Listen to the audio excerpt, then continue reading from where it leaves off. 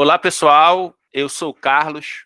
Este vídeo aqui é para a gente conversar sobre open source, né? Então, para comentar esse assunto e assuntos correlatos a isso, eu trouxe aqui o Blau Araújo, né? O Humberto Massa e o André Fernandes. Eu vou deixar eles se apresentarem para vocês, e aí fica à vontade para se apresentar e vamos se apresentando na ordem alfabética aí. Vamos começar pelo André. Bom, pessoal, boa tarde. Eu sou o André Fernandes, eu sou fundador da Vertigo Tecnologia. A gente trabalha há mais de 20 anos nesse mercado louco de TI do Brasil e a gente se envolveu muito com DevOps nos últimos anos. Foi como eu conheci essa turma aqui. Então, a gente entende muito o diferencial, né, o papel de DevOps nessa grande revolução que foi a forma de conduzir toda essa cadeia de valor de software, né? Então, a gente entende o pessoal como uma parte fundamental na TI hoje. Estamos aqui para conversar disso hoje. Legal? É isso. Pela ordem alfabética seria eu mesmo, né, Blau? Sim. Beleza. Aqui é o Blau e eu trabalho bastante com cursos de Shell, especialmente, né, já há algum tempo, oferecendo cursos livres e gratuitos, mas lá pelo YouTube, canal DebXP, mas também, né, de vez em quando eu formo turmas sobre vários temas relativos ao Shell, né? E ao longo disso a gente está produzindo material aí em texto e vídeo que você pode conhecer através do blauaraújo.com. Tá? O site é blauaraújo.com. Lá tem anúncio de curso, tem cursos que já foram lançados, que já estão disponibilizados para todos. E a minha missão aqui, a missão que eu comprei para mim, foi essa mesmo, de ajudar o pessoal a entender um pouquinho melhor o Shell. Boa tarde, galera. Meu nome é Humberto Massa, eu sou funcionário público, sou programador de uma Assembleia Legislativa de Minas Gerais. Já tem 20 anos que eu sou programador aqui, tem 35 anos que eu sou programador em geral, né, profissionalmente falando. Eu trabalho com software livre praticamente exclusivamente, já tem uns 15 anos.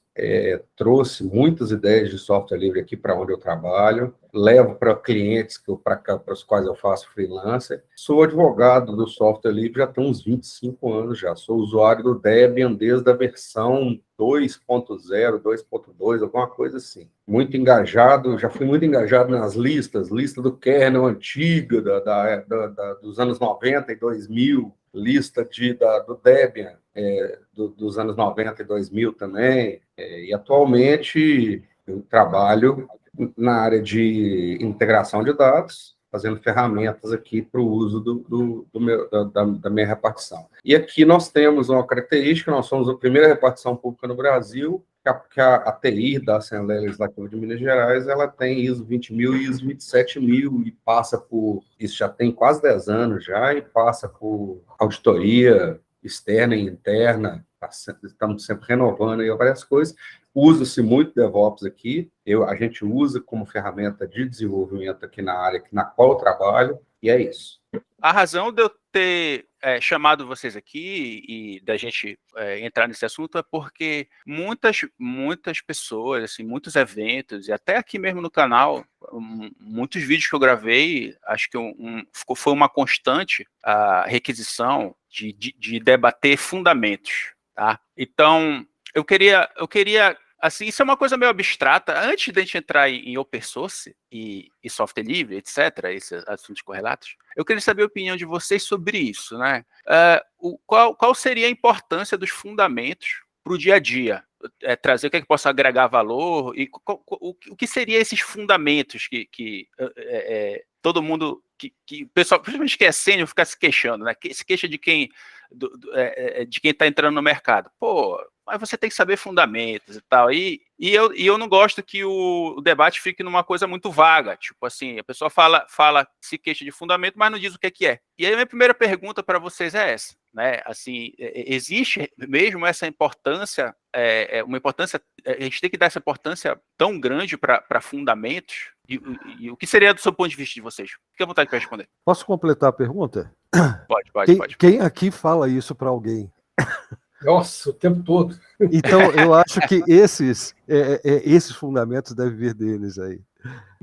Olha, então eu vou abrir aqui com a palestrinha, como os jovens costumam falar, né? O que acontece? A evolução do software livre, ela veio numa época histórica na qual o software ainda não tinha as características que tem hoje como propriedade intelectual, características legais mesmo, né? Então, antigamente, não se pensava em que um programa fosse uma coisa que tivesse direito autoral. Tá? Um programa era uma equação, era uma coisa que você colocava ali, que ficava, a partir do momento que você programou o computador, aquilo estava ali para sempre no corpus de conhecimento das pessoas. Aí, lá em 75, veio o nosso amigo Bill Gates e escreve uma cartinha falada Don't copy that floppy, né? Na qual ele fala, pô, eu fiz o Basic aqui, isso ainda me deu trabalho, se você copia e não compra isso da Microsoft, você vai estar fazendo um mal para nós, etc, etc. As pessoas não vão ter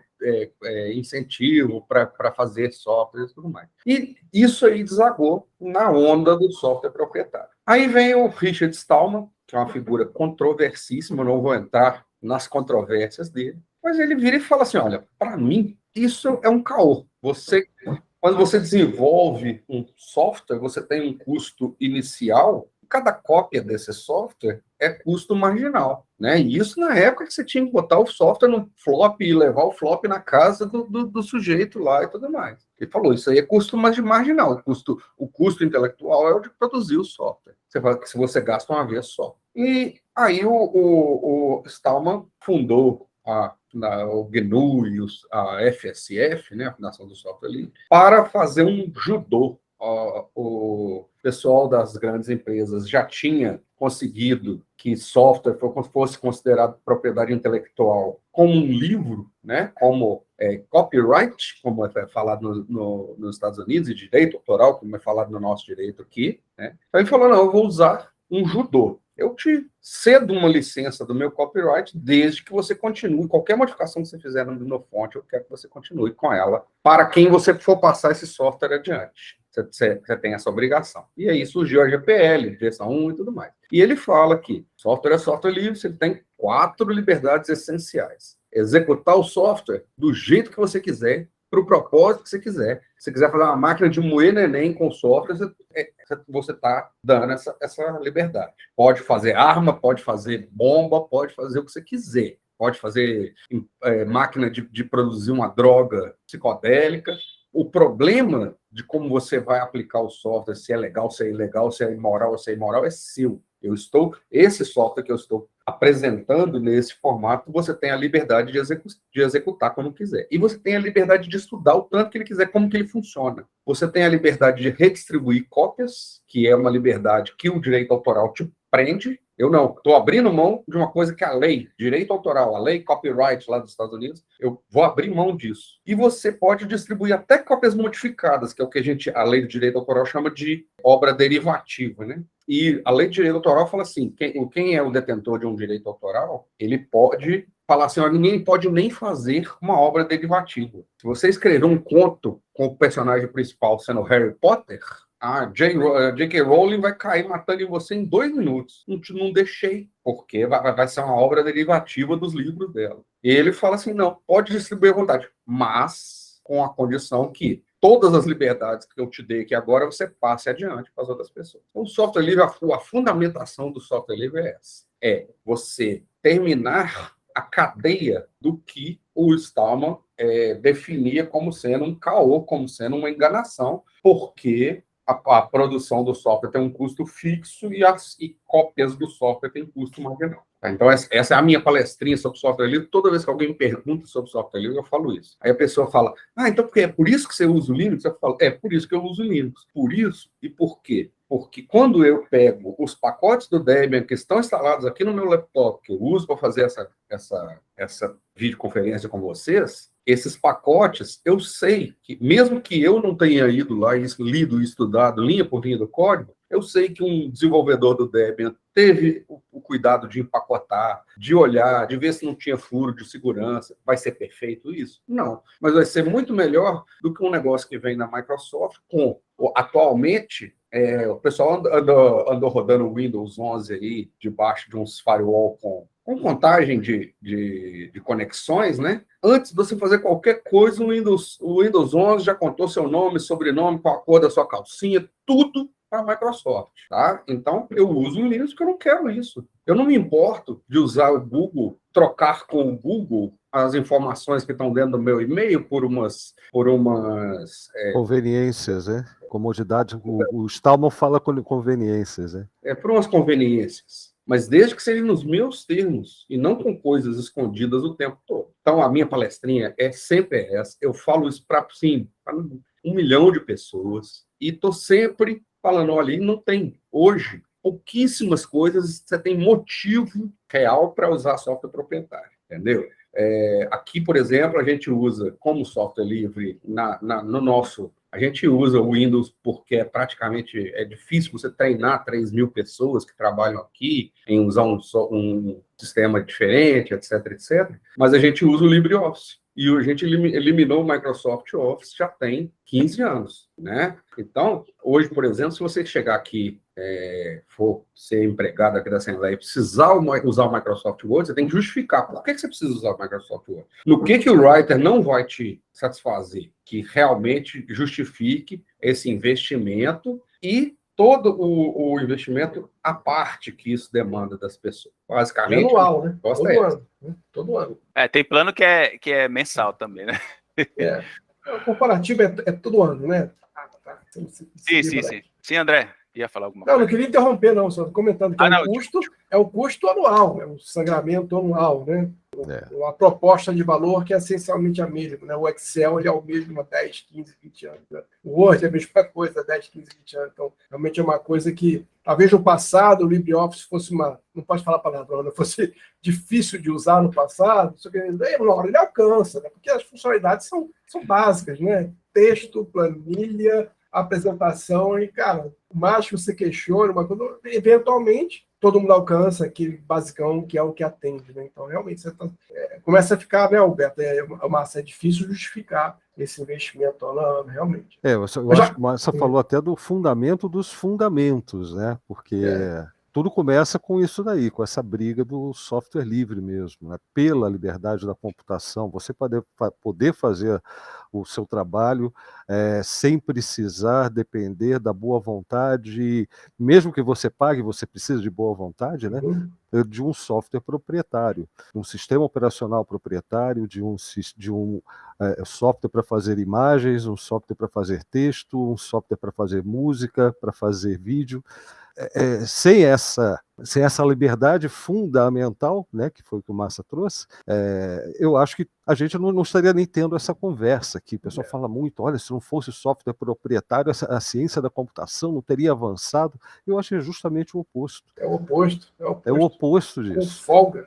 É o oposto com folga, né? Então eu só quis fazer essa observação ainda sobre a fala aí do nosso amigo Massa. Eu tenho uma pontuação, porque eu já fui funcionário público igual o Humberto, né? Então, eu já sentei na cadeira de quem tinha alguma influência em decisão e em algum momento, dependendo da situação que você está, do seu cargo, enfim, a sua decisão tem que ser pragmática, né? Olha, eu vou gastar dinheiro público com A ou com B, né? Não é porque o software é livre ou aberto que não tem custo, né? Sempre tem um custo associado, tá? Então, e acho que a decisão do gestor tem que ser dessa, cara. Vai ser, do interesse público, né? No caso, decisão A, B ou C, e claro que sempre cabe opinião, sempre cabe argumentos, né? Mas, em geral, por exemplo, numa casa em que nem todo mundo é dev, né? Como praticamente todas, né? Você fazer um advogado usar Linux, meu amigo, você vai ficar 10 anos tentando e não vai conseguir. Aquele cara só vai usar o Windows. Para ele fazer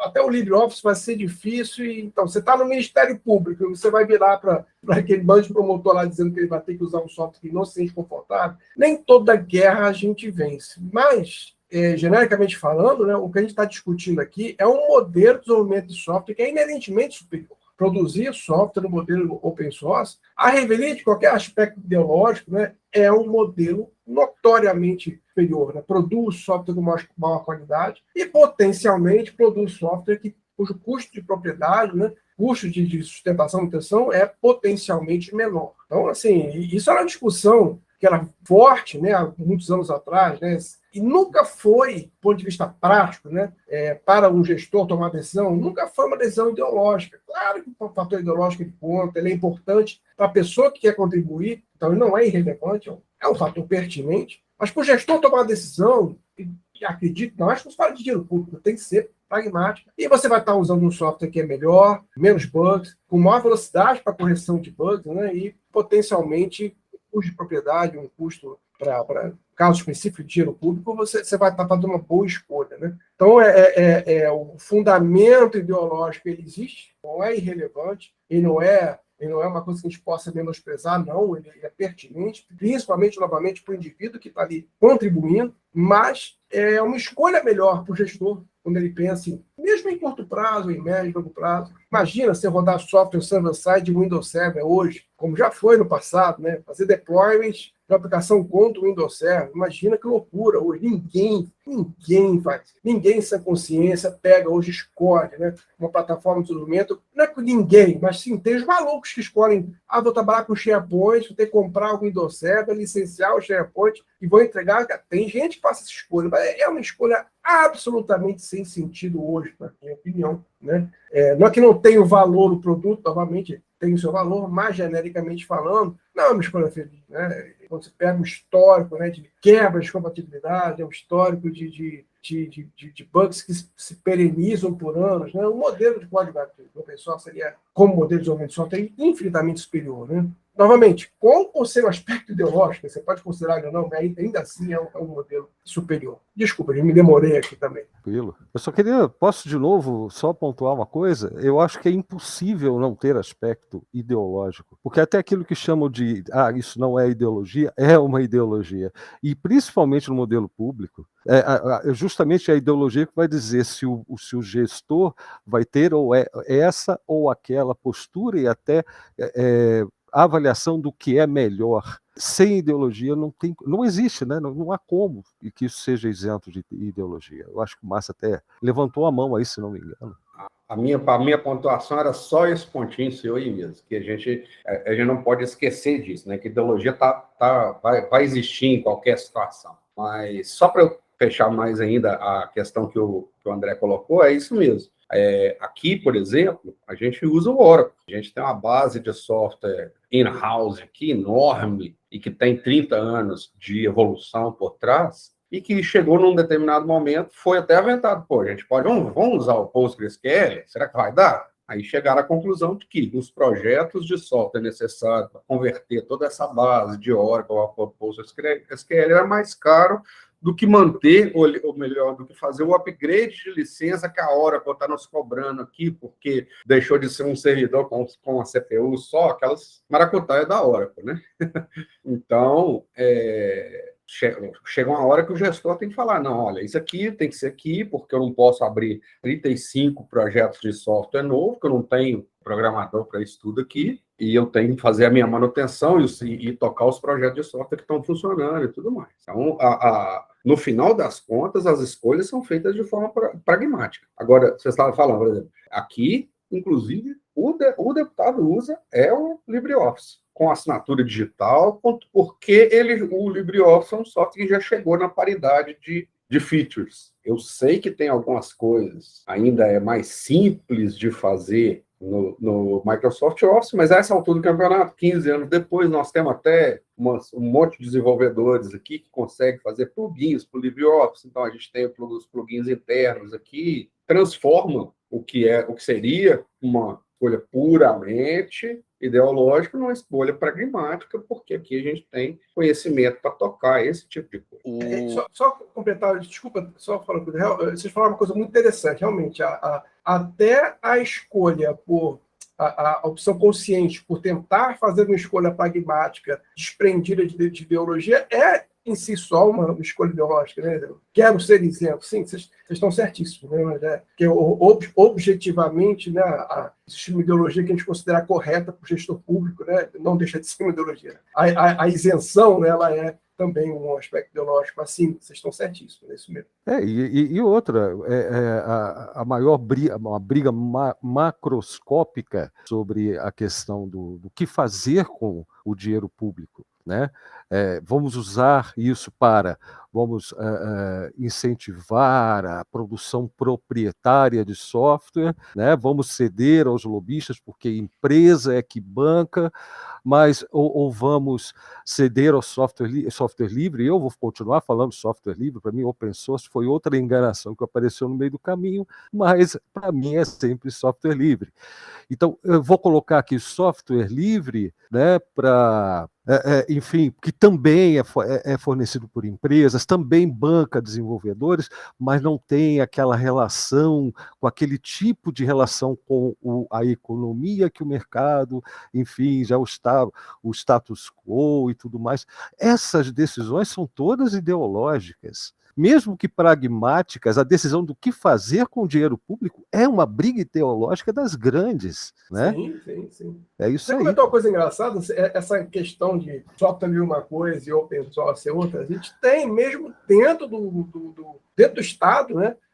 É um exemplo que eu gosto muito de citar, né, o tal do SEI, SAI, né? É o grande GED governamental, e que tudo levaria a crer que seria um sistema de processo eletrônico, de documentos eletrônicos, que seria de código aberto, só que as pessoas que controlam isso dentro do governo tratam como um sistema de código fechado, não deixam a sociedade inspecionar, olhar. Resultado, qual a qualidade desse sistema do qual dependem vários tribunais do país? É uma porcaria, instável, né? Não sei, posso estar sendo injusto, mas onde esbarra aqui na minha vida é sempre uma coisa problemática. E você falou bem, o pessoal é código aberto pelo não útil, né? Não é software livre. Então, o dinheiro público foi utilizado para produzir um negócio com uma grande boa intenção, mas o resultado acaba sendo, hoje, em 2023, uma coisa que não está sendo satisfatória para o interesse público. Opinião, né? Enfim, não chegou a ser software livre de verdade. Mas, Carlos, desculpa, a gente está... Não, tudo bem. Sequestrou a pauta. Se o cara for chamar um apresentador de outro papo desses aqui para participar, e o professor que gosta de fazer pergunta...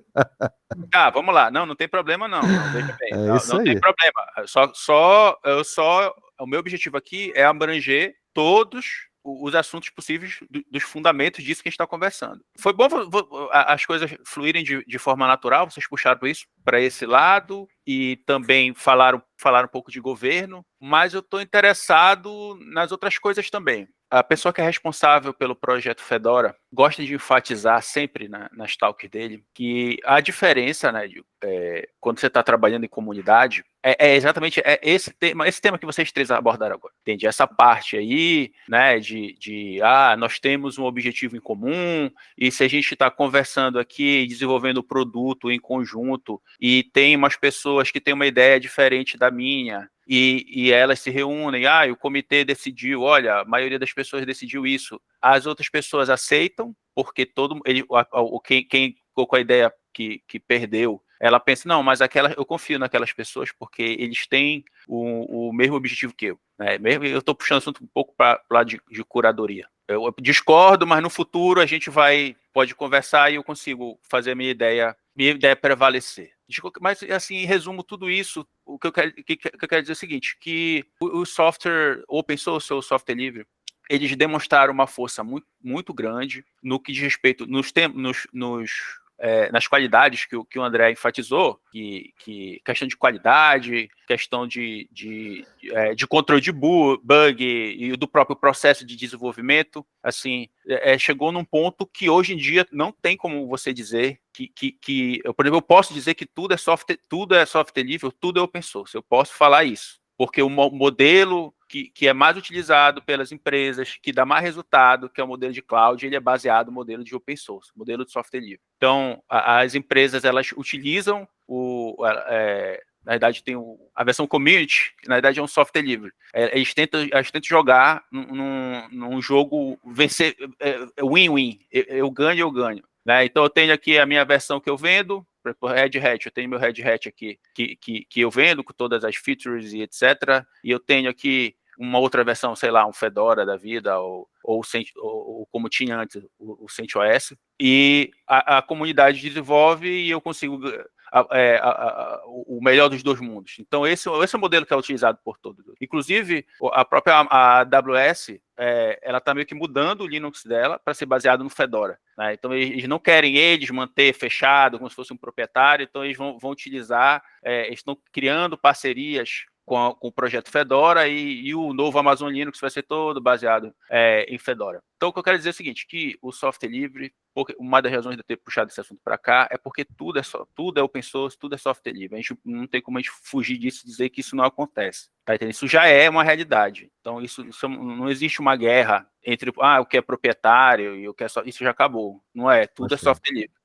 Faz tempo, exatamente. A própria Microsoft, eles investem bastante. Então, o que a gente vê hoje em dia é esse modelo sendo bastante utilizado, modelo de cloud, que é baseado no modelo open source. Eu queria saber a opinião de vocês. Se vocês enxergam isso que eu falei agora, vocês conseguem enxergar isso, vocês conseguem perceber, né, que tipo as empresas olharam, não vou ficar aqui, eu não vou combater o Linux, eu vou trazer o Linux para cá. Os modelos de negócio da Apple, da AWS, da Microsoft, todos são baseados em open source, todos. E quero saber se vocês também enxergam isso. Pode falar, André. Microfone, André. Não. Acho que é no Google. Desculpa, era a besteira que eu fiz aqui. A vitória do modelo open source ela é absoluta, né? Você falou, né? Cloud, como existe hoje, é testemunha, né? Assim, tudo que a gente tem hoje de modelos de provisionamento, uso, né? E a grande verdade é que o mundo corporativo não se importa do software ser pago ou ser livre, não. Na verdade, ele se importa que tenha com suporte. Questão de compliance, mesmo do gestor mais careta tradicional, Caxias, né? Mesmo com mentalidade obsoleta, ele busca essa coisa. A minha compliance exige que eu tenha suporte de alguém. Então, se aquele é software livre ou não, aquele gestor que enxerga só a distribuição dele, para ele, na verdade, tanto faz. Né? E aí a gente acabou de conversar agora há pouco, né, como modelo de desenvolvimento de software, como modelo de produção, né, e garantia de qualidade, né, essa cadeia de valor toda de produção de software, o open source é infinitamente superior, porque ele convida, né, o peer review, né, convida terceiros a olharem, inspecionarem, melhorarem, colaborarem. Essa vitória, como você falou, ela é absoluta, ela já foi, né, isso já aconteceu, você tem um ou outro software proprietário que ainda aí perdura, como é o caso do Windows, né, mas, na grande maioria dos casos, a vitória foi absoluta. Porém, né, até onde eu sei, o desafio hoje está num outro patamar. Ninguém questiona que software livre é melhor, ninguém questiona a qualidade do software livre ou as virtudes, ou mesmo a beleza da visão ideológica sobre a coisa, que eu acho que é bonito também, mas é porque a gente fala muito sobre... Tem um exemplo claro, que é o OpenFaz, né, que é um produto aí que muita gente experimentou, né, que é do Alex Ellis, que era um cara que era um Docker Captain na comunidade. Ele criou lá um produto interessante. Ele é one man, né, era um exército de um homem só, né? Só que, cara, aquele negócio, muita gente se interessa, muita gente usa e ninguém quer pagar, né, pelo suporte. Todo mundo pode usar, baixar, utilizar, mas ninguém quer pagar pelo suporte, que é o ganha-pão dele. Enquanto a Red Hat é uma empresa que vive desse suporte, e é uma empresa global fortíssima, outras empresas sofrem para conseguir encontrar um modelo de negócio onde aquele software aberto, software livre que eles produzem, consegue criar uma cadeia, ali, uma cadeia de valor, e que no final das contas existe alguma remuneração que sustente a produção daquilo, porque afinal é difícil você sustentar um sistema complexo sem dinheiro, né?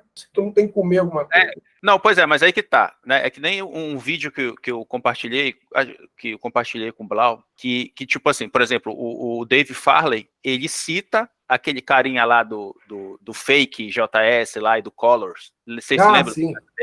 Né? Que aí o cara tava se queixando, que aí não tava ganhando, não tava tendo lucro. Então, por exemplo, o próprio Dave Farley, ele fala, né? As ideias dele e os vídeos dele do YouTube, ele tem noção que aquilo que ele tá fazendo é de graça e não vai ter retorno daquilo, entendeu? Tipo, mas eu falei de graça, mas assim, se for software livre ou open source, depende da licença que você está usando, você não pode pensar, eu criei isso aqui e eu vou ganhar dinheiro com isso aqui. Porque aí é outra coisa, é outro conceito, entendeu? Tipo, isso faz parte, entendeu? Isso é a origem. Então, se tu fez software livre, tu não pode esperar. Eu vou esperar que vou ganhar dinheiro, eu vou fazer dinheiro com isso aqui. Tu não pode esperar, tu escolheu, ninguém te obrigou. Ninguém obrigou esse cara. E outra, Carlos, ninguém obrigou a fornecer de graça, porque software livre não tem nada a ver com gratuidade. É isso, é por isso que eu tive medo de... Não tem nada a ver. Exatamente. É isso mesmo. Não, na verdade, assim, o ponto eu não estou falando sobre... Claro que a escolha foi. A pessoa tinha escolha de fazer um proprietário ou não, fez a escolha, porque ela traz benefícios, sim, inclusive um ganho de escala, uma adoção rápida. Tem 1000 benefícios você ir pelo caminho do software livre ou variações do tema não tão livres assim, né? Mas, ponto é assim, se o mundo está se beneficiando daquilo e alguém precisa continuar contribuindo, evoluindo com aquele software, né? É uma necessidade. O software apodrece, a gente sabe. O software apodrece, você larga, ele abandona, ele apodrece, literalmente, por N motivos, né? Enfim, aquilo era seguro, passa 6 meses, tem vulnerabilidade descoberta, alguém tem que pegar e investir seu tempo e resolver. Nem tudo funciona como uma library que tem lá 30 pessoas colaborando e a coisa vai que vai. Algumas soluções são muito complexas. Pega o Elasticsearch, né? É um produto de software complexo, enorme, né? Meu ponto sendo, em algum momento, essa busca por um modelo sustentável, tá? Ela lida com esse conflito aí, né? Eu quero manter o aberto, mas eu preciso, de alguma outra forma, um modelo de negócio exatamente. Mas qual é o modelo que funciona? Qual é o modelo que gera dinheiro? Vamos lá, vou falar qual é o modelo que gera dinheiro, né? Você criou, você enxergou a necessidade, você criou a solução e está sendo usado em larga escala, entendeu? Está sendo usado em larga escala, sei lá, um módulo em alguma coisa da Microsoft, um módulo em algum software da AWS. E se a AWS está ganhando? Porque tem aquela balança, né?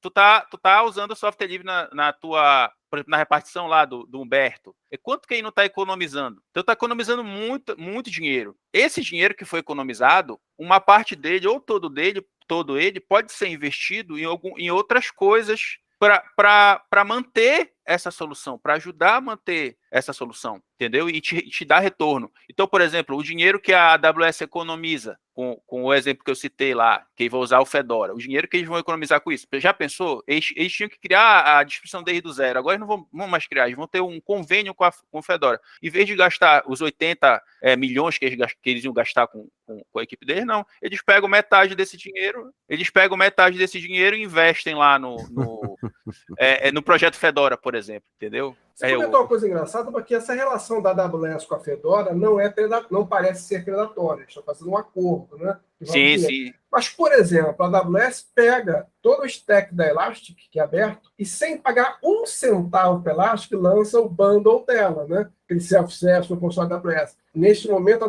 AWS está sendo predatória no sentido de estar vendendo o suporte, que seria o modelo de negócio da Elastic, né? A vendendo dela a revelia da Elastic. A crise nos últimos 2 anos, se não me engano, tem sido em torno disso. O modelo estava indo muito bem, estava prosperando, mas de repente chega um elefante que subverte o modelo, que era um modelo que conseguia remunerar o fabricante do software mesmo, e pega toda a receita para si. Né? A crise do open source hoje tem sido, até onde eu sei, em torno disso. Desculpa, sem falar não, Beto. A relevância da figurinha que eu coloquei do XKCD é exatamente essa, né? Porque até que, por exemplo, assim, entre a Elasticsearch e a Amazon, é uma briga de cachorro grande, né? A Elasticsearch ela não tem que preocupar só com a Amazon como cliente, que vai ser também um redistribuidor do Elasticsearch. Ela tem outras maneiras de disponibilizar o ES para todo mundo. Mas o problema é que, às vezes, você tem projetos ainda menores, igual você falou, um exército de homens só e tal, e aí você vai desestimular esse cara, você vai desestimular outros pequenos, porque, afinal de contas, muitas dessas startups começam com projetos pequenos, famoso create your own niche, né? Coce a sua própria coceira, resolva seu próprio problema com seu software, e aí esse software acaba... Aliás, o Linux, por sinal, ele começou assim. O Linux começou assim. Fazer um projeto de graduação, e ele falou assim, tem o Minix do Tannenbaum lá, eu vou fazer tipo um Minix para 386, né? E vou aproveitar que o 386 está vindo com MMU, e aí eu vou poder implementar um Unix propriamente dito, porque o Minix inicialmente era para 8086, e por aí vai. Tem uma história recente, tem pouco tempo isso, né? O desenvolvedor do Core.js, que é um componente essencial do JavaScript, né? Ficou preso um ano sem ninguém contribuir para a live, né? É uma história horrorosa que circulou até recentemente, porque ele escreveu um artigo interessante, o próprio Pune, né? Contando a via cruz que ele passou. Não só ele não ter remuneração nenhuma, como aquilo virou um complicador na vida dele. Né? Então, se você comentou bem, briga de cachorro-crante, os dois podem sentar e chorar em passar conta, mas vão muito bem, obrigado. Mas, às vezes, você é um dev pequenininho, tocando um negócio que o planeta depende, só que é uma coisa que fica low profile, ninguém percebe, né? Quando esse cara botou, acho que, se não me engano, foi o primeiro dev que botou um output lá no NPM pedindo contribuição em dinheiro. Né? Isso aconteceu já tem alguns anos, né? Foi aquela gritaria, o pessoal querendo massacrar o cara. Eu estou tentando achar um jeito, pelo menos doação voluntária, alguma forma, né? E tem uma galera que não aceita a hipótese de você, né, veicular a hipótese de alguém te pagar, ainda que voluntariamente. Então, como você falou, né? Tem um desbalanço aí, a gente discute um modelo de desenvolvimento de software que é superior, um modelo que produz software de maior qualidade, mas nem sempre a história é feliz para a pessoa que está ali contribuindo. Isso é um problema, se a gente pensar em médio e longo prazo, isso pode ser um problema para a gente, para todos nós, né, que usamos esse tipo de software, né? Mas o lance é, tem que ter noção que existem, dentro do modelo moderno, no modelo atual, da forma que as entidades estão lidando com software livre, existe as Foundation, né? Existe as Foundation, então Linux Foundation, Apache Foundation, e até essas Foundations, a Cloud Native, por exemplo, a CNCF, até elas, dentro delas, tem consórcios de curadoria, dependendo da ferramenta, entende? Então, a pessoa que pretende, ou a organização que pretende trazer para dentro dela alguma solução de open source ou software livre, ela tem que ter noção que se o software que ela está querendo trazer, se tem, quem está por detrás, se existe uma curadoria, porque, por exemplo, eu citei aqui o Projeto Fedora, mas o Projeto Fedora tem muita gente por detrás dando apoio e pagando, né? Pagando para quem mantém, tá entendendo? Então, isso faz diferença. Então, não dá para... se tiver isso aí, faz uma despedida aí, porque eu sempre gravo a despedida aí. Aí, Humberto aí. Galera, muito obrigado pela oportunidade da gente ter essa conversa aqui. Espero que a gente repita outros tópicos. Eita, caiu, acho que caiu. Caiu a bateria logo na despedida dele. Depois ele pode Deu fazer tempo nem para isso.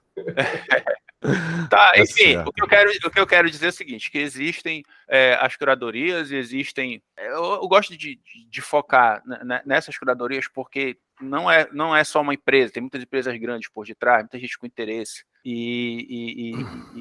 hoje em dia é mais fácil encontrar, quer dizer, é fácil de encontrar esse tipo de solução, esse tipo de software livre que tem muitas empresas por detrás, porque eles não têm interesse, eles têm medo que aconteça isso que vocês estão falando. Assim, vou perder o suporte, ou então vai acabar, ou algo parecido. Enfim, eu queria saber o que vocês pensam disso. Eu preciso voltar um pouquinho a fita aqui para comentar algumas coisas. Foi bom você ter retomado a ideia lá do cara do Fedora, porque o que ele fala ali faz muito sentido e tal, mas a realidade não é bem assim, tá? Quando você está num projeto grande, e eu não digo nem um projeto que tenha uma cara comercial, vamos chamar assim, projeto Debian. Não é uma empresa que mantém, é uma comunidade, e tem aporte financeiro de empresas, sim. Tem funcionários que são pagos para trabalhar ali, naquela equipe de desenvolvimento da distribuição. E o problema das decisões nesse nível, lá no Debian rola um esquema de votação, né, super complicado, né? Mas dizem que é mais justo, acaba sendo mais justo, enfim. E eu estou usando o Debian como um exemplo, porque é exatamente o que acontece com qualquer outra distribuição. As decisões são tomadas e não tem essa história de quem não teve a sua ideia, de cuja ideia não prevaleceu, né? E ficar contentinho, não, eu confio no fulano. Não, isso não existe. Tem que parar com essa história de que software livre tem que ser todo mundo amiguinho. Tem que parar com isso, a gente não vai para lugar nenhum. O senso comum neoliberal vai prevalecer nessa história sempre, se a gente não parar com essa história de tem que ser todo mundo amiguinho. Pessoal briga, pessoal faz fork. E sabe quem que decide de fato qual ideia prevalece? É quem financia. É esse que vai vender melhor a ideia, é esse que vai se justificar, que vai pagar alguém, sabe? Que vai pagar o projeto, e vai ser sempre assim, enquanto a gente estiver trabalhando nesse modelo, é óbvio, né? É quem financia que vai decidir o que vai acontecer. Você acha que IBM e Red Hat, e eu vou falar IBM e Red Hat, porque Red Hat agora é da IBM, e a gente conhece a IBM há 60 anos. Então, pera lá, né? decisões do Fedora, no Debian, seja lá o que for, a gente está falando de distribuição, mas isso vai para qualquer projeto. GNOME, Systemd está aí por causa disso, e quem não gostou, que coma menos, ou então que vai procurar fazer uma distribuição sem Systemd. Mesma coisa o Wayland, que pode ser muito bom, mas está indo para o mesmo caminho. Outras, sabe, a realidade do nosso sistema operacional é essa. É feito por comunidades, sim, mas quem prevalece é o capital. Quem prevalece é o poder econômico. Então não tem essa história. E outra, uma decisão dessas tomada, ainda mais hoje em dia, que o nível de complexidade dos sistemas está aumentando, traindo completamente a filosofia Unix original de modularidade, de simplicidade, de componentes dedicados a fazer bem uma coisa, mas que conversem entre si. Cara, isso é condenar qualquer outra ideia, é a reprodução do sistema do modelo proprietário dentro do modelo de open source e software livre. Cara, não é assim como ele falou. Esse pessoal é o mundo do pirulito. A verdade é essa. Nós estamos vendo isso de novo, né, Carlos? Repetição da história, cara. A gente viu isso com Java, a JSR era um piga de cachorro grande com interesse, né? Então, isso o JE descarrilhou, né? Aí veio o Spring, substituiu tudo. A gente vê isso no cenário de containers, a Docker criou um negócio que priorizava a simplicidade, veio, como você falou, né? Eu não gosto dessa palavra, mas enfim, veio o capital e deixa eu complicar esse negócio de novo. Eu quero ver agora essa turuba de distribuições de Kubernetes, então tudo que era simples complicou, e Kubernetes está virando um novo application server, está voltando para o inferno que demorou para se livrar. E você falou bem, é isso mesmo.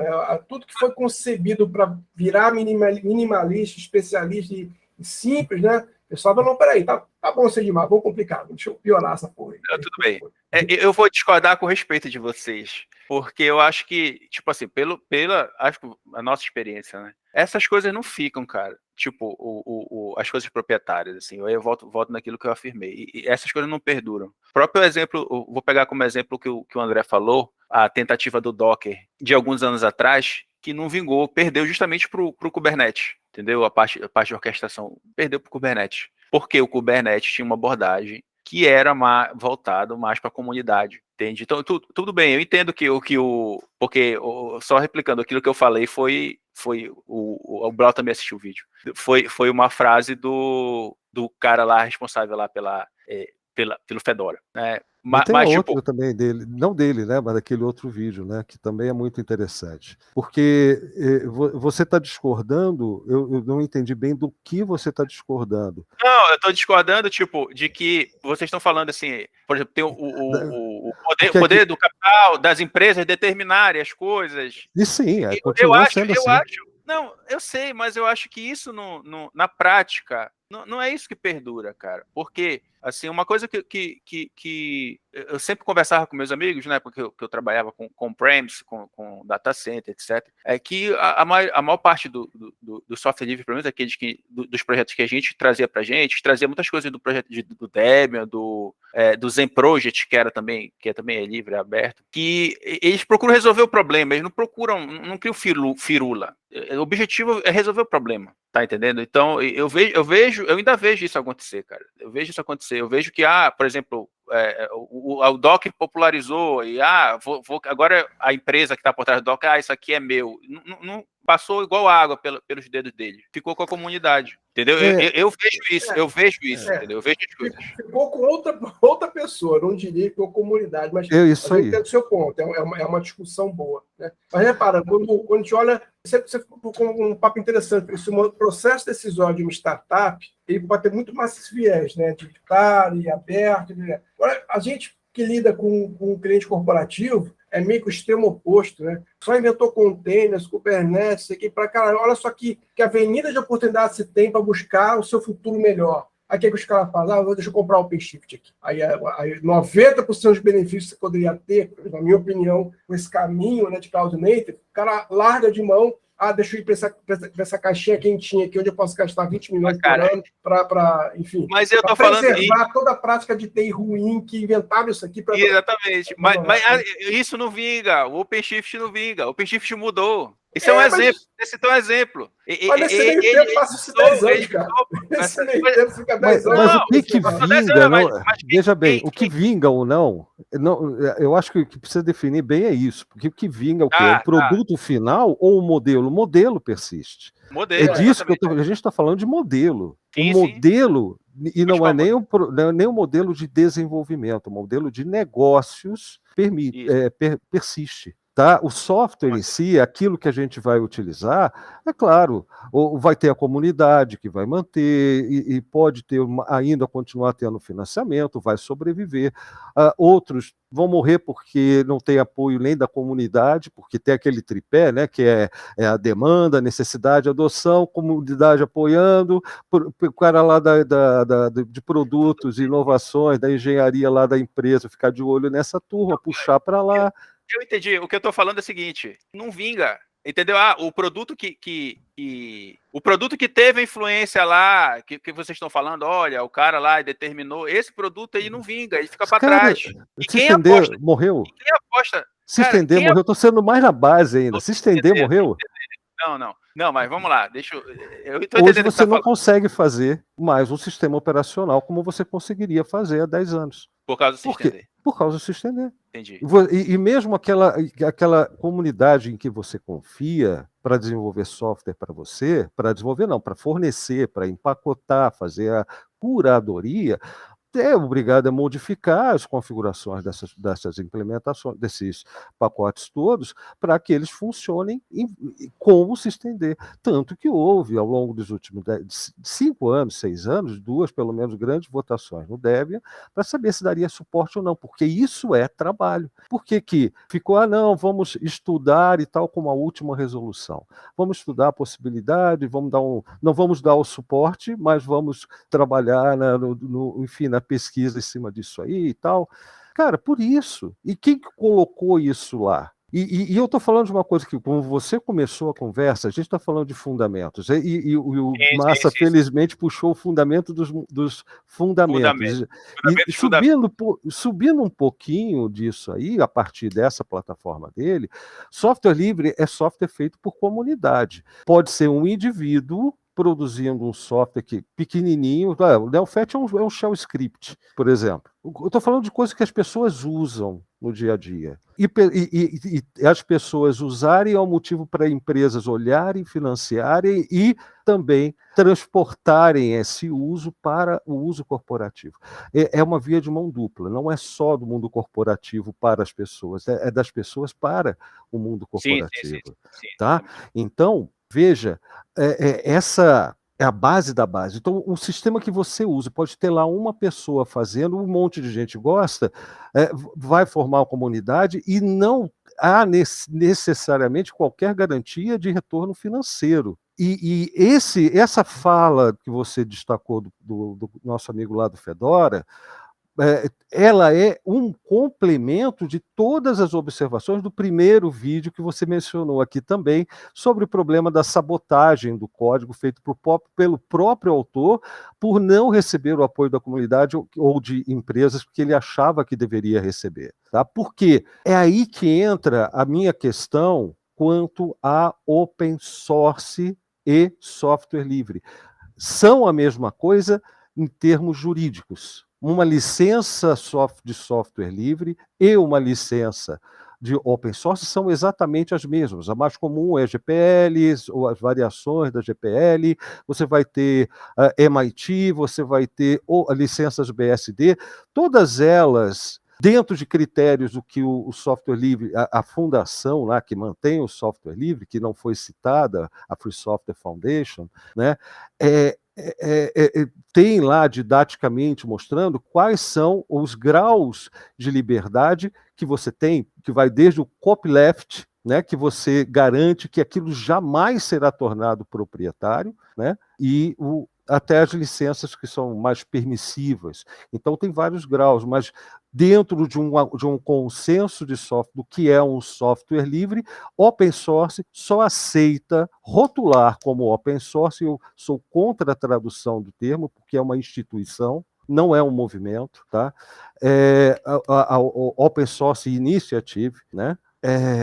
ela só vai dar o selo, isso aqui é open source, se for uma licença livre, para começar. Então, o software livre e o open source, juridicamente, são a mesma coisa. Onde que acontece a diferença? Por que que em 1998, 99, eu não estou bem lembrado dessa virada aí, logo depois que a Netscape foi destruída pela Microsoft, abriu seu código também, aí entrou a Fundação Mozilla na história toda, veio uma postagem de um tal de Eric Raymond, também redigida ou apoiada pelo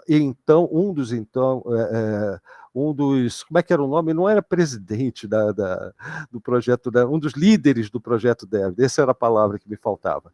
Um dos líderes que era o Bruce Perens, né? Eric Raymond e Bruce Perens. Eles redigiram uma carta dizendo assim: adeus software livre. Veja, começou assim: adeus software livre, bem-vindo, ou alguma coisa, essa outra parte, olá, não, era olá open source. Nessa carta, ele deixa explícita algumas pistas que as pessoas se esquecem ou foram levadas a esquecer. A primeira delas diz respeito ao porquê fazer a troca do nome. A proposta era de trocar nome software livre por nome open source. Né?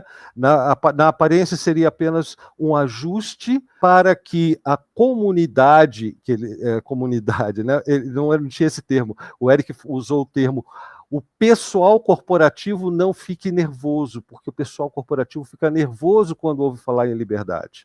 Isso está na carta do fundador dessa coisa chamada open source. Aí, mais adiante, ele ainda coloca como uma grande vantagem que essas pessoas de negócios, o pessoal corporativo, teria como vantagem, como a grande massa de desenvolvedores gratuitos que eles teriam à disposição. Está na carta dele, é só ler. Eu não estou inventando, isso foi em 98. Caiu como uma luva para cooptar todo o esforço e todos os princípios do software livre para uso do, que o André não gosta, do capital. Só falei porque você não gosta, porque não seria. A palavra aqui seria o liberalismo econômico, né?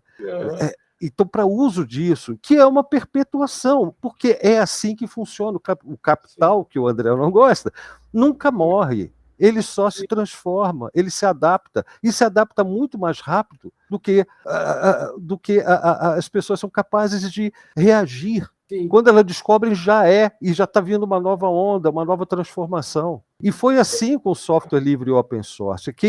A minha insistência de chamar de software livre é uma reação a isso, porque open source, em termos jurídicos, é a mesma coisa que software livre, mas o que muda é justamente o modelo de negócios, a relação com as pessoas e com o dinheiro. Então, quando o camarada lá, que sabotou o próprio código, e você puxou minha orelha, porque é uma discussão que eu tenho há anos com o Leandro, inclusive, Leandro Ramos, né? A gente sempre bate nessa tecla. Porque se você tira software livre, valores, e eu não estou falando só de ideologia, estou falando de valores éticos, valores econômicos, valores... No bojo, é uma ideologia, sim, que todo mundo tem. Quem não diz que não tem, tem aquela predominante, já sabe que é ideologia, sim. Mas, enfim, você tira o software livre, acaba a motivação. Se você tirar valor de software livre, acaba a motivação para desenvolver. O que vai entrar no lugar dessa motivação? Eu vou fazer o meu currículo para aquela empresa, trabalhando para ela de graça, ali no GitHub dela, contribuindo com o código. Isso é bom para mim. Está errado? Não. Está certíssimo. É uma relação. Mas que seja honesto em relação a isso. É uma troca. Eu estou ganhando, eu estou apostando nessa possibilidade na minha carreira. E essas pessoas dificilmente vão pensar em dinheiro. Porque quem vai pensar em dinheiro, cara, sou eu. Eu vou pensar em dinheiro porque eu não desenvolvo software livre assim explicitamente ou diretamente, mas eu trabalho em cima de software livre, ensinando as pessoas o básico, aquilo que eu acredito que seja o tal fundamento que você se referia no começo, né? Que eu ensino o Shell, e o Shell nos dois sentidos, como plataforma e como uma interface com o usuário, né? Então, ali eu estou trabalhando nesse fundamento e eu tenho como propósito, eu coloquei para mim, olha, quero fazer que este meu material, vídeo, texto e cursos completos sejam livres. E livres e gratuitos. E dependo de que uma comunidade compre a ideia junto comigo e me financie. Enquanto isso não acontecer, eu vou fazendo o meu trabalho até que ela seja suficientemente valorizada para que possa prosseguir dessa forma. Porque eu não vou abrir mão deste modelo de negócios. Eu acredito que as pessoas, né, a vendinha da esquina vai prosperar muito melhor se não tiver um Walmart ali duas quadras depois. E o cara vai conseguir fazer um bom negócio. Por que o bom negócio sempre tem que ter grife, tem que ter uma marca, sabe, um nome respeitado? Porque o João da esquina, a Maria da outra esquina, com as suas vendinhas, não são considerados negócios, são apenas botecos, são pessoas que, enfim. E esses é que deveriam ganhar a nossa atenção no dia a dia, porque eles estão inseridos onde? Na comunidade. Você entende? Eu sei que eu viajei um pouco, sim. mas esses 2 vídeos em especial me revoltaram bastante. Me deram assim uma... Porque não é verdade, isso é passado para as pessoas como se fosse uma verdade, né, do mundo do pirulito, que não é. Você tá... eu dou desconto porque assim, eu lembro que nesta época, se não me falha a memória, havia um desafio, uma dificuldade enorme em convencer o mundo corporativo a utilizar o open source.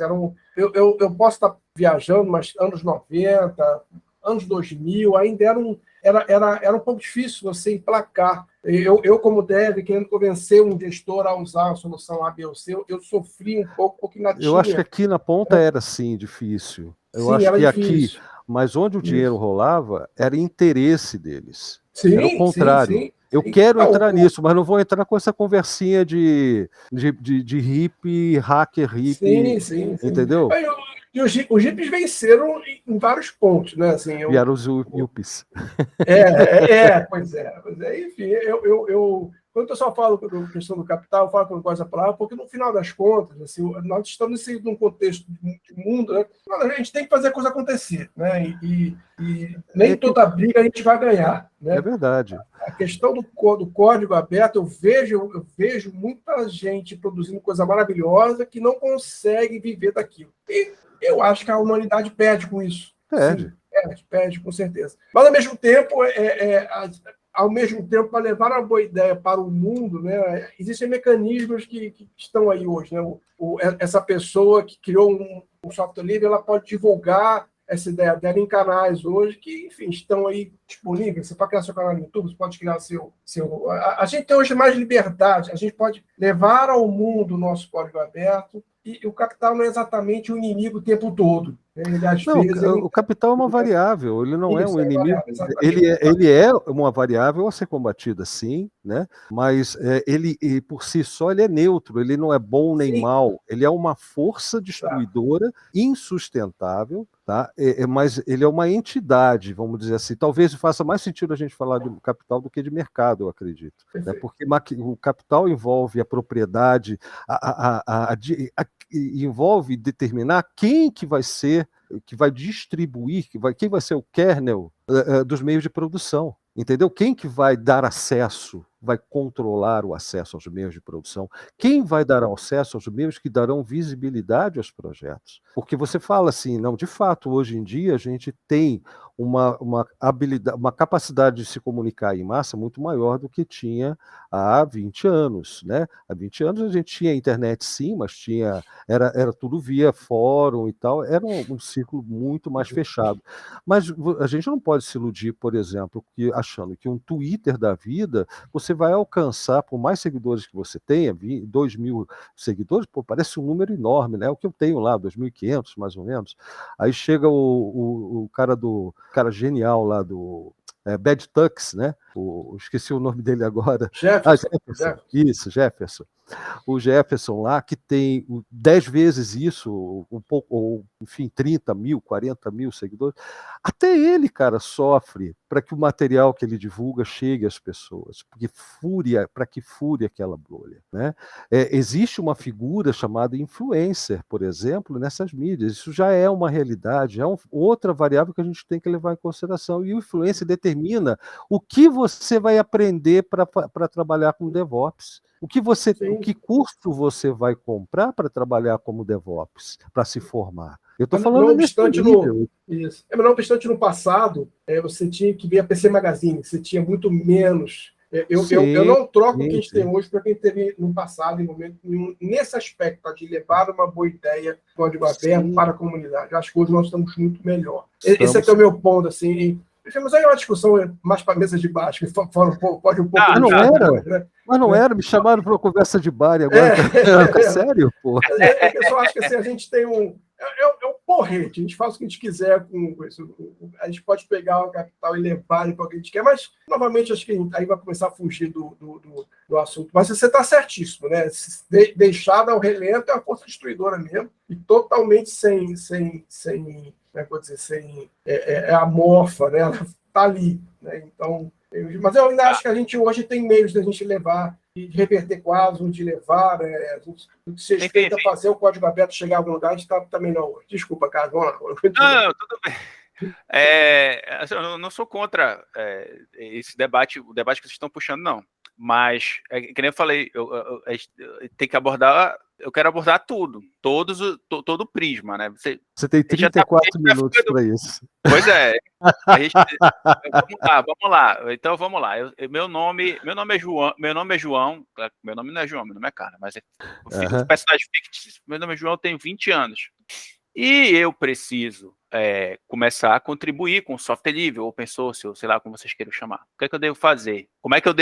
Quais são os passos que eu devo tomar para eu entender esse mundo, para eu entender como é que funciona a dinâmica? Por exemplo, eu lembro quando eu entrei na faculdade, tinha muito assim, começava a estudar as coisas, aí já começa a separar a galera. O pessoal que vai para desenvolvimento vai para um lado, o pessoal que vai para operação vai para o outro. Né? Na minha época era meio assim, né? E como é que é hoje em dia? Assim, se eu falo software livre, ou então eu falo open source, eu quero dizer que todo mundo tem que ser desenvolvedor, entendeu? Então, tipo assim, imagina que eu sou o João que estou começando. E aí? Software livre... A primeira pergunta que eu faria para você, João, é a seguinte, por que você precisa? Como eu digo para os meus alunos, é muito diferente você precisar de você querer. Então... a primeira pergunta eu faço, você precisa mesmo? Por que você precisa? Ou você quer e está dizendo precisa? Porque precisar te coloca na posição submissa, isso não é papo de neurolinguística, não, é você dizendo. Eu preciso, então você está na posição submissa, você vai aprender alguma coisa que eu te disser por obrigação. Porque eu estou te dizendo, e não porque você quer entrar, porque você quer assumir a sua vida, a sua carreira. Entendeu? A primeira pergunta que eu faria para o João é essa, eu acho que a primeira lição também. A segunda é que, sim, é uma trilha longa e que estão vendendo por aí como algo fácil que você vai resolver comprando cursinhos em vídeo de 10 aulas, 20 aulas e que você vai ficar super preparado para entrar no mercado. É mentira. Essas coisas levam anos para você aprender, e o que existe aí nas trilhas, na verdade, são os tópicos que você precisa se inteirar, tá? São coisas que você precisa aprender, e aprender não é consumir conteúdo. Aprender é um processo sério, que eu resumo como um processo de redescoberta, porque a redescoberta você refaz o passo de quem criou aquela coisa, quem descobriu aquela coisa, e refazendo esses passos, você passa a ser coautor, passa a ser também proprietário, né, daquele tópico, você domina o tópico. Então você tem que dominar esses tópicos. Enfim, esses tópicos estão em constante mudança, mas o que não está em constante mudança? Como o seu sistema operacional foi criado, com que valores, com que princípios de uso, sabe? Porque quando eu falei da filosofia Unix versus Systemd, foi em função disso. O sistema que a gente utiliza, que chama de GNU com o kernel Linux, tá? Porque se não for uma distribuição GNU Linux, tudo bem, mas se for, é GNU com Linux. Por que se não for o Android você chama de Linux? Não, Android tem kernel, baseado no Linux também, eles querem mudar, mas por enquanto é Linux. E você chama Android de Linux? Não, você não chama, você chama de Android. Por que você vai chamar o seu Debian, né, o sistema operacional que você montou com os componentes do Debian, de Linux? Se nenhum comando ali que você digita que se quer no terminal é do Linux. Tem comandos que são do projeto Linux, sim, mas não são comandos, são programas, né? Enfim, isso é outra história. O que eu quero dizer é o seguinte, até o jeito de usar tem a ver com uma filosofia que vem lá de 1969, quando os caras se inventaram o Unix. Dois carinhas, né, basicamente ali brincando, querendo um sistema de arquivos para salvar um joguinho que eles gostavam. Surgiu como um sistema de arquivos e um shell. E é dali que você tem que reproduzir os passos. Entenda como o seu sistema operacional funciona, sem essa baboseira de interface gráfica, porque você vai acessar os servidores, enfim, seja lá o que for, você vai acessar pelo terminal, utilizando um shell que você precisa entender bem, para automatizar direito, ou para saber como foi automatizado, esse papo todo aí e tal, está tudo ali. E no dia que você já entrar no servidor que não tiver aquela ferramenta gráfica bonitinha, você vai ter que se virar, meu caro. Você vai ter que usar o Vim, o VI, às vezes, que não tem nem os improvements do Vim, porque o Vim é o VI Improved, né? É o modo compatível, você nem vai ter que usar aquilo. Então, não adianta se iludir achando que você vai fazer meia dúzia de cursos rápidos e você vai se preparar. O que pode acontecer é alguém topar contratar alguém que está aprendendo. E isso acontece bastante. Mas você tem que ter essa humildade. Você não é nada enquanto você não conhece, não domina. Você está submisso, primeiro, pela sua postura, de achar que precisa, e segundo, pela forma como você aceita de graça o que as pessoas dizem que você tem que aprender, ou como você tem que aprender. Que a maioria não faz ideia do que é a vida difícil de verdade. Que é você chegar e tentar uma vida melhor, sabe? E ter que lidar com toda aquela coisa, não, eu vou fazer o meu marketing pessoal, meritocracia, isso e aquilo.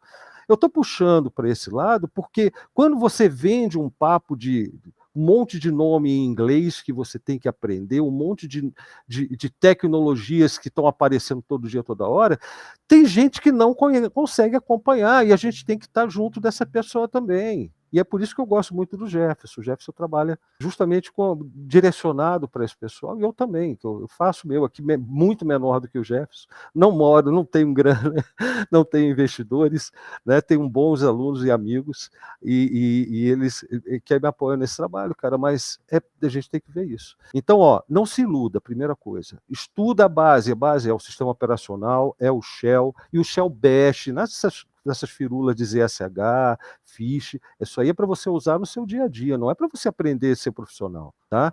E por aí vai, aprende a linguagem C, não para programar em C, mas para entender o que é programação, se você gosta disso. Depois você vai para outras linguagens, mas você tiver a noção do que é uma linguagem C, porque está na essência do seu sistema operacional. Quem sabe aprendendo ali, você vendo o código-fonte, que é coisa que só o software livre permite, você começa a colaborar com o Linux, que é o kernel, com as componentes do GNU, né, como o Core Utils, né, até o comandinho que você usa lá, ls, tudo isso é projeto GNU, tá? E assim você começa a colaborar, e começa a colaborar da base, visando oportunidades, show de bola. Visando dinheiro, beleza, se prepara, você vai conseguir. Ah, você quer ser DevOps? Beleza, conheça as tecnologias que vai ser, mamão com açúcar se você souber a base. É fácil. Não tem.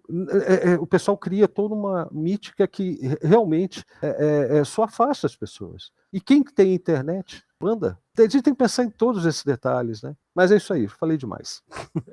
Eu acho que eu extrapolei. O fundamento ele não envelhece em absoluto. Nunca. Né? Não envelhece. Então, eu me formei em 1995. Né? Tudo que eu aprendi de fundamento do Unicamp eu uso até hoje, nada envelheceu. Né? É muito curioso isso. Mas o ponto que é de hoje é isso, que acho que o Jefferson trabalha muito bem. Cara, nem todo mundo pode parar 5 anos da vida e fazer uma faculdade federal, e o preparatório para a federal, nem todo mundo tem esse privilégio. Mas a pessoa entra na profissão, eu trabalho com Salesforce, trabalho com uma ferramenta dessa que é low code, enfim, onde a pessoa começa, eu até entendo que possa ser oportunista, sem muito fundamento, mas a pessoa tem que buscar o fundamento se ela quiser prosperar na profissão. E é muito interessante que, como você falou, tem quem propague e defenda essa ideia, e tem quem fala, não, você vai ficar rico em 6 meses, compra aqui o meu curso. Você está certíssimo. E não adianta, sem sofrimento, né? Não é sofrimento nenhum, aprender não é necessariamente sofrimento, mas sem esforço. Aí a gente pode chamar de mérito ou não, essas palavras elas se perdem, né? Porque elas têm sempre um fundo ideológico. Né? É porque mérito é diferente de meritocracia. Se você sim, se esforça, sim, você tem mérito, é óbvio. Exato, Agora, dizer que tudo que é oportunidade, que você vai virar CEO de alguma empresa aí, o que vai ser por mérito, isso não é verdade. Não é em absoluto. Embora até acho que a gente tem muito controle sobre algumas coisas, mas está certíssimo. Meritocracia não existe. Tem controle, claro, né? Concordo também. Mas assim, o caminho de cada um vai ser diferente, e o Open Source é uma janela de oportunidade muito legal para a pessoa estudar, aprender e prosperar. Até nisso ajuda, né? E você quer ver, André? Você instalou aí de graça um Debian numa máquina que não é muito, enfim, parruda, né? Já está meio datada, mas você consegue utilizar um shell. Você não precisa nem colocar a interface gráfica, você consegue colocar o shell com um celularzinho aí, mais ou menos você navega ali nos vídeos do Blau, lá nos vídeos gratuitos aí do pessoal que tem essa vontade de trabalhar, né, de criar oportunidade para as pessoas de estudarem, né? Então vai lá, tem texto, tem vídeo, aí você entra lá, começa a praticar. Tô com dúvida, você você não tem como entrar no Twitter aqui, nesse computador? Entra pelo celular, não tem como entrar no Telegram, entra pelo celular, sabe? E aí vai conversando, vai fazendo, tira foto, manda para a gente e tal. A gente se ajuda, porque esse é o espírito do software livre. Isso não existe no espírito open source, porque aquilo é, na verdade, o espírito de porco. Mas, olha, vamos chamar de chita, já estou vendo, né, de gnusista, essa coisa toda, mas não ligo, não. Eu não sou nada disso. Eu não milito pelo software livre. Eu me irrito com a injustiça que fazem com ele. E outra, eu milito pelo senso crítico, esse sim. É a minha única militância pelo senso crítico, porque é até prático. Você vai desenvolver software com senso crítico, não é só na vida. Então é uma coisa mais ampla. O tempo todo, inclusive, né? O tempo todo. O tempo todo. Requisitos é isso, né? Requisitos é isso o tempo todo. Ninguém sabe o que quer, né? Você tem que arrancar o requisito da pessoa. É isso. Vamos lá. Tá, então isso é básico, né? Então vamos isso lá. Isso é básico, né, ô Carlos?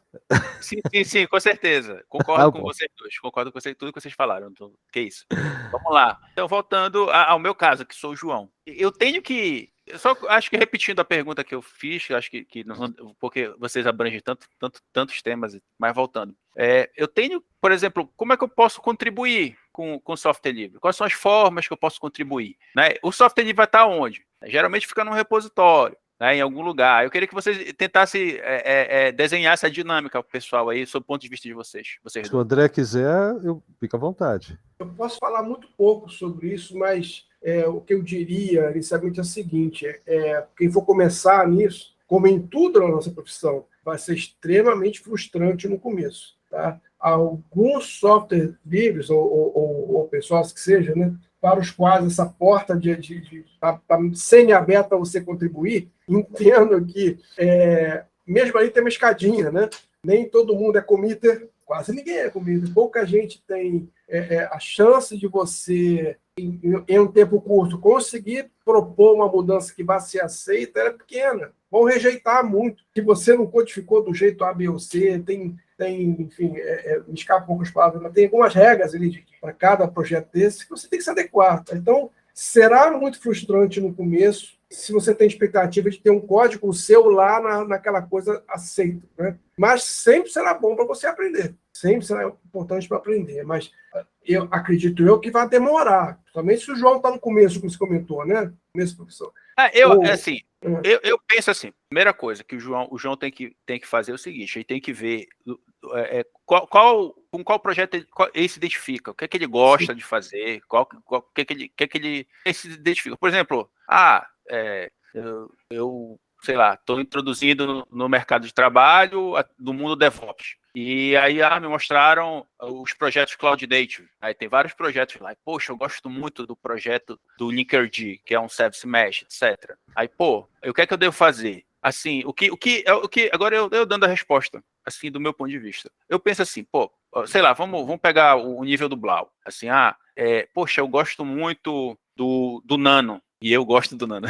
Mas enfim, o editor, ele falou Vim, eu uso mais o Nano. E aí, poxa, mas eu quero melhorar esse projeto. Aí o que é que eu tenho que fazer? Eu tenho que procurar onde fica o repositório desse projeto. Às vezes fica no GitHub, às vezes no GitLab, enfim, sempre tem algum lugar que está esse repositório. E na grande maioria das vezes tá com essa tecnologia que a gente chama de Git, viu, pessoal? E no Git, o que é que a gente pode fazer? A gente pode fazer uma cópia desse repositório que está na internet, uma cópia local, e eu posso modificar aqui esse software e submeter um pull request, né? Tipo, submeter para o projeto para ver se eles aceitam ou não, e aí tem as pessoas que aceitam e atualizam o projeto, e etc. Esse seria como se fosse um nível ideal, o nível que o André falou. Mas vejam bem, pessoal, esse tipo o software livre ele não é apenas para quem é desenvolvedor. Então tem outras coisas, tem documentação, tem a parte de design, tem a parte de interface, inclusive tem a própria parte de divulgação. Então todas essas coisas a gente pode fazer, entendeu? Então, tipo, se quer contribuir, quer ajudar, você pode fazer dessa forma, entendeu? Pode começar por aí. Eu não sei desenvolver, eu estou começando, mas eu posso começar por aí, entendeu? Vou começar, sei lá, propagando os tutoriais do projeto que eu gosto, tentando executar os tutoriais do projeto que eu gosto. Hoje tem rede social, a gente pode divulgar pela rede social os projetos que você se identifica, e daí vai evoluindo. Aí você pode tentar entrar em contato com pessoas que fazem parte da comunidade, dependendo do projeto, às vezes o projeto é muito grande, tem muitas pessoas, muita gente no mesmo projeto. Por exemplo, se eu quisesse, se eu tivesse interesse de contribuir para o projeto Deb, eu sei lá, acho que eu falei com umas 3 pessoas só hoje, 3 amigos que trabalham, que estão envolvidos com isso. Mas isso é um exemplo de como que o João poderia começar, entendeu? Vocês entenderam? Tipo, seria tentando ir por essas, comendo pelas beiradas. Não precisa logo, olha, nossa, eu quero desenvolver. Às vezes eu nem sei como desenvolver. O pessoal sempre esquece, Carlos, também, que além disso tudo que você falou, que usar é uma forma de colaboração das mais importantes. Nas palavras de um diretor da IBM Red Hat, que estava em um dos vídeos que você compartilhou com a gente também, né, todos eles operam em cima de um tripé, o fundamento, o centro de tudo está naquele tripé. Demanda, adoção, necessidade de inovação e assim vai. Mas a adoção está lá. A adoção de um software livre faz com que ele também cresça, ajuda aquele software a crescer. Tá? Só para completar a lista. Então, a primeira coisa para mim seria até usar. Usar seria a primeira forma de contribuição. A segunda, aí sim se envolver um projeto de documentação, um projeto de design, um projeto de revisão de código, de caça de bugs, né? Reportando problemas. Isso tudo é colaboração no software livre. Agora, se você se envolver com o desenvolvimento, eu vou alertar uma coisa que ainda não está muito bem definido, nem para mim, nem para nós como desenvolvedores, de forma geral, que é o seguinte: essa história de você contribuir com um projeto para uma grande corporação e tudo mais, você faz isso pensando numa oportunidade, mas faça, por favor, um esforço para se organizar. Eu acho que está faltando organização também entre nós desenvolvedores, tá? Alguma coisa parecida com um sindicato, eu não estou nem falando de um sindicato, eu não sei, ainda não está bem formado, já ouvi aqui e ali alguma conversa sobre isso, mas a gente precisa se proteger também para contribuir com o software ou que se rotula como open source principalmente. Então a gente precisa se organizar e se defender. Há 2 semanas, isso não tem a ver com open source diretamente, mas para mostrar como que isso está ficando importante. Há 2 semanas, por exemplo, eu acho que nem tem 2 semanas ainda, houve uma demissão em massa numa grande empresa que eu não vou dizer o nome, mas é a maior de distribuição de comida, né? De entrega de comida. 300 pessoas foram demitidas do dia para a noite. Aí veio aquele discurso dramático de um dos sócios, dizendo assim, não, puxa vida, eu perdi meu sono com isso e tal, 1000 desculpas, foi a última opção, mas a gente optou, olha só, a gente optou por não manter este nível de investimento. Optar por não manter um nível de investimento significa que isso é uma opção para ele. Agora, não, vamos resolver aqui, vamos reduzir o nosso lucro, vamos manter os empregos, porque vocês têm vida e contam com esse dinheiro todo mês para manter suas famílias. Isso não rola. Isso não é opção na cabeça de negócios, entendeu? Então, se a gente está nessa, a gente tem que começar a se defender. E no open source, existem situações várias situações, como, por exemplo, a que mais me assombrou foi aquela da Qt Company. Há 5 anos atrás, né, vocês conhecem a Qt Company, né? Aquela que dá a base ali para aquela que é usada para fazer o KDE, por exemplo, né? A biblioteca Qt, né? E volta e meia eles estão traindo a comunidade. Né? Algo que antes era dado, agora você muda a relação sem aviso nenhum, é unilateral, sem discussão. Por isso que eu falei que é mentira esse negócio, e tomado uma decisão, os outros aceitam. Porque às vezes a outra parte não é 40%, como ele falou lá, nem 10%, nem 20%, é 100% da comunidade afetada, que a decisão não passa. Então, protejam-se, veja se vocês estão realmente trabalhando ou oferecendo sua mão de obra gratuita, porque isso é o que significa colaboração em termos de open source, é mão de obra gratuita, é diferente de quando você se envolve com um projeto de software livre por ser livre. Então, são duas posturas diferentes. Então, se proteja. Verifica se essa empresa não vai dar uma rasteira, se ela não deu rasteira antes na comunidade, se ela não vai trair os valores, como aconteceu com a Canonical em relação ao Ubuntu, tá?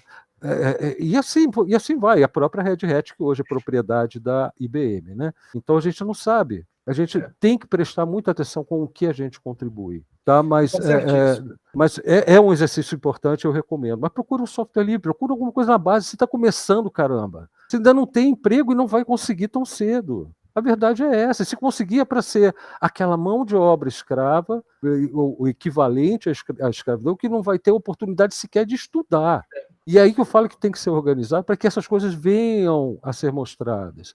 Está chovendo vaga para iniciante, não sei o quê, que agora chamam de, sei lá, como é que chama? Antigamente era... Júnior.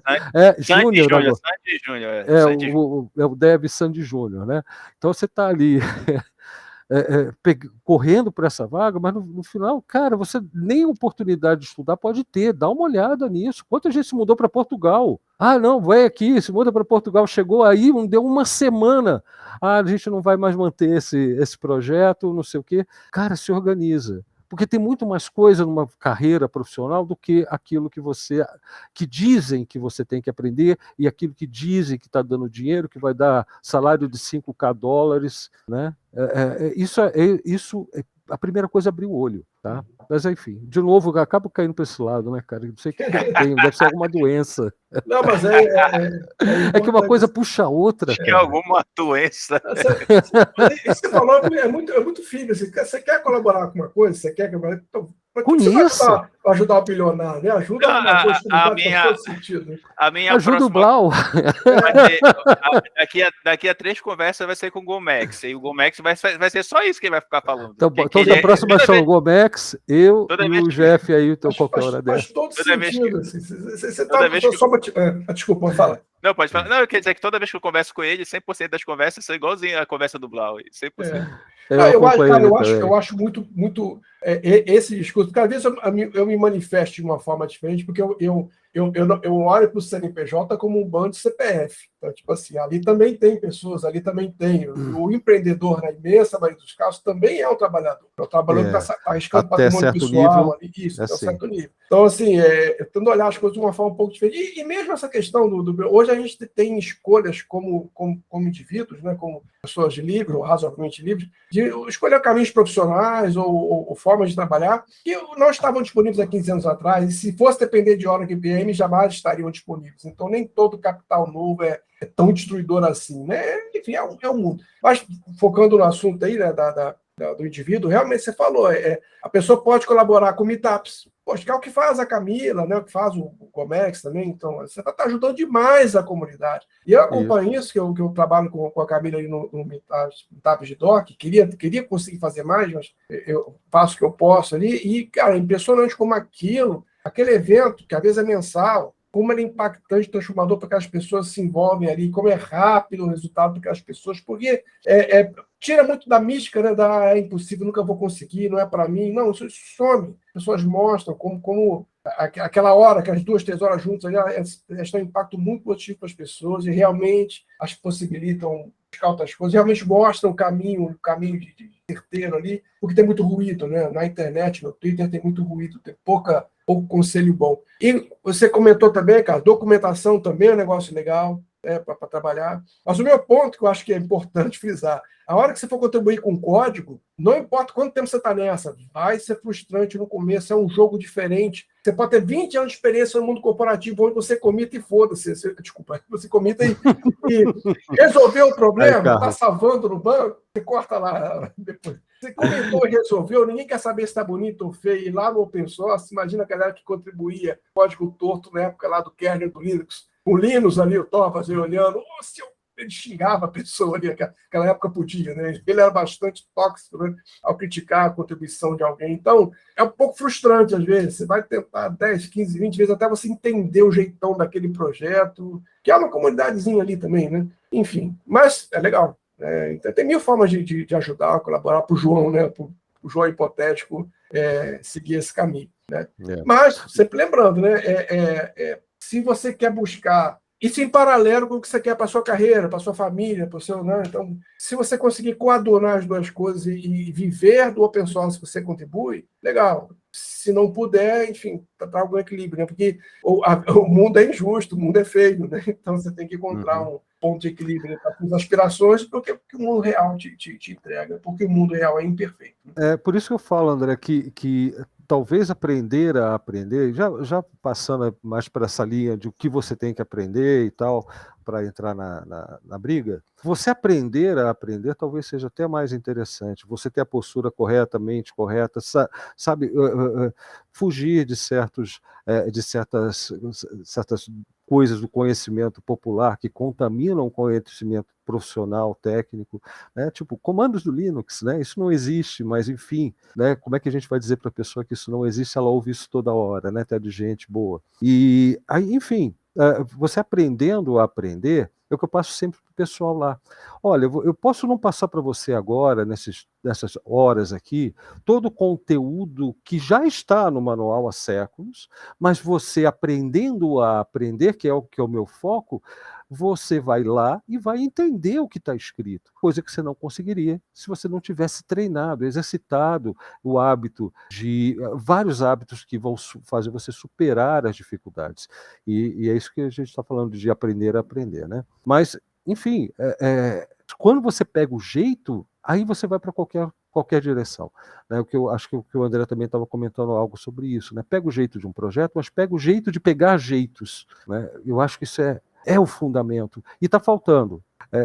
Porque tanto para o João ali, né, do amigo do Carlos, que quando a gente fala assim que é amigo, é a gente mesmo, viu, André?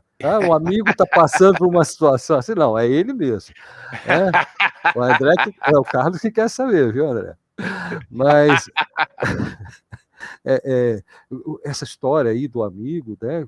Falei para ele isso aí, porque esse amigo pode ser o cara que quer fazer o DevOps, mas quer também o cara que quer aprender biologia, quer entrar na área de biologia, quer ser médico, quer ser, enfim, sociólogo, quer trabalhar numa repartição pública como funcionário público em alguma área, quer ser funcionário do Banco do Brasil. Isso vai valer para todos. Isso é que está faltando. Você chega lá, gente, o pessoal não sabe escrever mais, quer dizer, até sabe, mas faz de conta de dizer que não sabe, de mostrar que não sabe e se orgulhar de não saber se comunicar com outras pessoas. É tudo pela lacração, é tudo pela aquela frase que a gente não precisa pensar mais e aí encerra a conversa. Então, né, isso tudo precisa ser superado, precisa ser lembrado, advertido, porque você também vai ter que se relacionar com outras pessoas no trabalho, independente do que você acredita que é mundo moderno e comunicação. Né? Então, aprender, eu acho que é fundamental. E aí que entra o senso crítico, né? Aí acho que você passou rapidamente por uma coisa que é importante, que é um problema do mundo de hoje, né? O incentivo da rede social é o conflito, é a treta, é a cisânia, né? É como eles ganham dinheiro. É como eles ganham dinheiro e como o influencer também se projeta, né? Então os incentivos são ruins, né? Isso é uma coisa que hoje em dia está meio sem solução, porque a pessoa que cria um conteúdo bem escrito, bem fundamentado, não sei o quê, tá lascado, porque não Isso não aí, é o que vai bombar. lascado. Não é o que vai bombar. Né? Você viu que eu segurei o palavrão, né, cara? Vi. Não é o que vai prosperar. E isso é uma coisa mal resolvida. Então, É eu verdade. gosto, quando eu crio conteúdo, eu gosto de mergulhar, levo uma semana sofrendo para sair um post, onde o Lab tem lá mil coisas ali embutidas naquele código-fonte. E é difícil, porque você leva para o garoto, enfim, para o Juninho hoje, é maçante isso aqui, eu quero um vídeo de 5 minutos com a pessoa fazendo, né, 1000 cambalhotas. É o espetáculo, né? Ele quer um espetáculo. espetáculo e quer ser o profissional espectador, porque O é salário isso que também você vai vai ser um conseguir ser. espetáculo de pequeno depois. Né? Vai ser. Exatamente. Tá. Deixa eu ver se tem mais alguma pergunta. Se bem que acho que não dá. Acho que a gente já até estourou o tempo. A gente Já falar. sim, eu tenho uma outra gravação daqui a pouco. Muito boa conversa hoje. Muito legal. Curti também. Não, beleza. E espero que esse papo tenha sido muito esclarecedor para quem está assistindo a gente. E agora vamos para as despedidas, né? Em ordem alfabética. Vamos lá. Cada um se despedir. André primeiro. Eu- Bom, se for pelo pessoal. sobrenome, sou eu.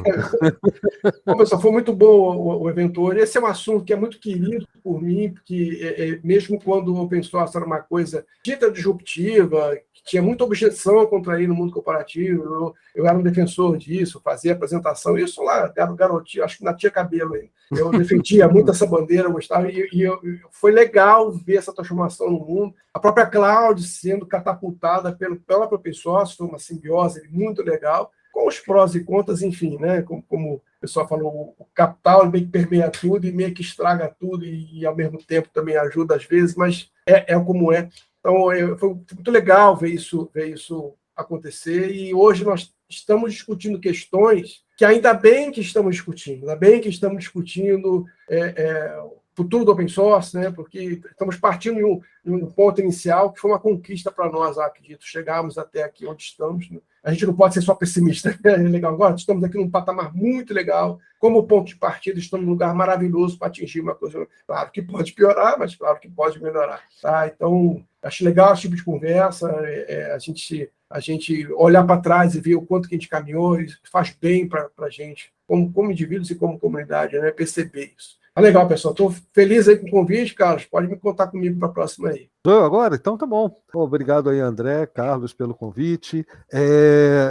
De fato, é uma conversa importante, tem que acontecer. Eu estou em dívida com vocês também que estão assistindo, que talvez tenha muita gente que acompanhava lá as lives de segunda. Eu falei que a gente ia continuar depois da centésima edição, mas a vida sabe como é que é. Ela às vezes decide pela gente as coisas. Então a gente vai voltar a bater papo também, e esse convite do Carlos aqui talvez seja o incentivo que a gente estava esperando, né, para ganhar de novo aquela energia. Mas, enfim, de qualquer forma, eu sou muito grato. Não pense que eu sou pessimista, tá? Eu sou um possibilista.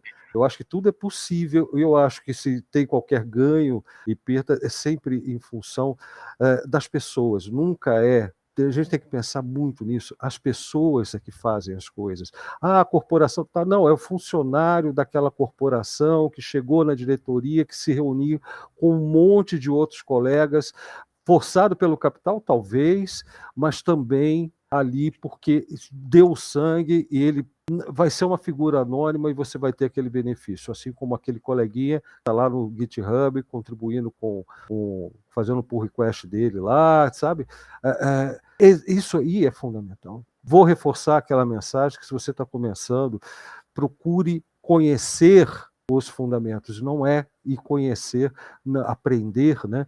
Não é acumular conteúdo, por favor, você precisa entender como as coisas funcionam e tornar essas coisas suas, descubra, desperte em você mesmo o espírito da descoberta, é o espírito daquela primeira geração de hackers, que é a origem disso tudo, lá dos anos 60, tá?